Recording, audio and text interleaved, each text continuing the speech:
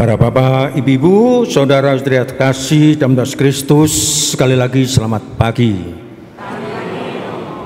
Sebelum melangkah lanjut untuk Ekaristi kita pagi ini, mari kita dengan seluruh kemampuan kita bermaksud untuk menangkap pesan dari bacaan hari ini. Memulai renungan pagi ini, saya mengajak kita semua untuk memberi perhatian kepada pengalaman sehari-hari.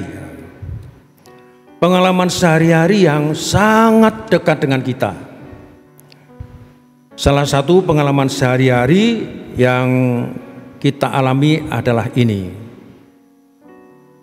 Kita ketahui bersama bahwa akhir-akhir ini sel-sel penjara atau ruang-ruang tahanan semakin penuh terisi oleh para koruptor. Kalau yang tidak tahu menahu berarti ya nggak tanggap amat pada kejadian sehari-hari. Tapi itulah kenyataan bahwa akhir-akhir ini sel-sel penjara atau ruang-ruang tahanan semakin penuh terisi oleh para koruptor. Mulai yang dari kelas berat, kelas kakap gitu, ada juga yang kelas sedang-sedang saja, ada yang ya kelas 300.000 rupiah. Yang 300.000 rupiah itu kejadiannya di Bogor Tengah. Tapi tetap itu korupsi. Dan itulah yang akhirnya sebenarnya mungkin dari pihak kehakiman menyiapkan untuk ruang-ruang yang ya itu saja sekarang mulai dipenuhi oleh para koruptor. Mereka entah pejabat pemerintahan tingkat tinggi maupun juga tingkat kelurahan dan RT. Itu pengalaman terbuka dimanapun. Siapa yang nonton di media TV atau di media cetak pasti membaca itu. Lalu ada pengalaman yang terbatas. Pengalaman terbatas itu adalah yang ini. Para teman saya, entah itu ada romo, ada frater, ada awamnya juga. Para teman saya yang bertugas di tribunale. Tahu apa yang saya maksud tribunale? Tribunal begitu. Apa sih tribunal itu? Tribunal adalah pengadilan gereja. Pengadilan gereja. Jadi ada teman-teman saya yang tugas di tribunal atau pengadilan gereja bercerita bahwa akhir-akhir ini di meja kerja mereka membanjir kasus, membanjir dokumen-dokumen dari banyak umat yang ingin mengakhiri perkawinan mereka dengan perceraian. Mereka mengajukan kasusnya ke tribunal, ke pengadilan gereja. Pertanyaannya adalah, siapakah sesungguhnya para koruptor itu? Siapakah sesungguhnya para umat yang mengajukan kasusnya untuk bercerai itu? Siapa mereka? Jawabannya adalah jelas. Mereka adalah orang-orang yang semula berkata, "Ya, saya sanggup. Saya akan menunaikan tugas saya, kewajiban saya sebaik-baik mungkin." Tapi ternyata mereka menyeleweng. Mereka yang menggebu-gebu dengan semangat, "Saya sanggup untuk menjalankan tugas saya, sumpah saya, janji saya." Ternyata mereka nyeleweng. Ini senada dengan apa yang tadi dibacakan oleh Frater Diakon dalam Injil. Dalam Injil dikisahkan seorang bapak yang menghampiri anak sulungnya, "Nak, pergilah ke kebun dan bekerjalah di sana." Nah, anak ini menjawab, dan jawabannya sungguh sangat menyejukkan hati papanya. "Oke, Pak, aku berangkat. Aku berangkat. Siap, saya berangkat ke kebun untuk memenuhi kehendak Papa." Tapi apa yang terjadi? Ternyata dia berbelok. Dia hanya ngomong, "Saya berangkat," tapi tidak menjalankan tugas pokoknya. Dia nyeleweng, di tengah jalan dia membelok. Dan saya yakin sang papa itu sangat sedih, sangat kecewa. Sangat sedih, sangat kecewa. Anakku berkata begitu, tapi nyatanya nggak ngejalanin apa yang diomonginnya. Dan jelas sebagai warga masyarakat atau sebagai seorang pastor, saya sedih kalau bahwa tanah air saya nggak maju-maju, hanya dipenuhi oleh orang yang bisa ngomong doang, tapi nggak kerja apa-apa, malah korup. Juga saya yang sudah 30-an tahun ya, 30-an tahun, saya mendampingi pengantin-pengantin, tapi ternyata ada jumlah suami istri yang pernah saya dampingi, mereka juga mampir ke tribunal. Tidak konsekuen. Tidak konsekuen. Lalu bagaimana dengan tadi? Setelah anak sulung begitu seakan-akan menghibur hati orang tua tapi mengecewakan. Bagaimana halnya dengan anak yang kedua? Saya katakan, anak yang kedua adalah seorang yang lebih bijak. Yang lebih bijak. Memang ketika papanya bilang, "Nak, pergilah ke kebun anggur atau pergilah kerja ke kebun papa." Anak kedua ini bilang, "Ngapain sibuk-sibuk? Enakan santai-santai saja. Memang gua pikirin." Meski berkata begitu, rupanya anak ini langsung merenung doa rosario ke depan Bunda Maria. Lalu dia berangkat. Dia setelah merenung baik-baik, meskipun tadi dia sempat mengecewakan sang papa, gak mau berangkat, tapi akhirnya dia juga berangkat